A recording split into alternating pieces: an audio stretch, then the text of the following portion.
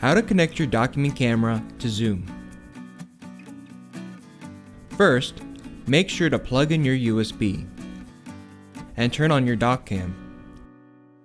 Then launch Zoom and go to the settings.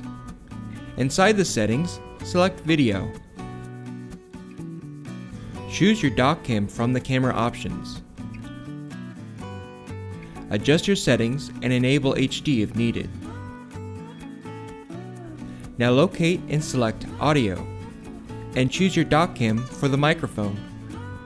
Now you're ready to start your Zoom meeting.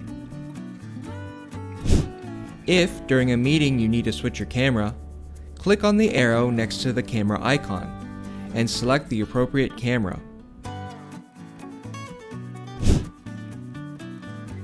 Alternatively, you can download IPEVO Visualizer and load your doc cam inside the software. Then return to Zoom and either join or start a meeting. Now move down to choose Screen Share and Share Visualizer.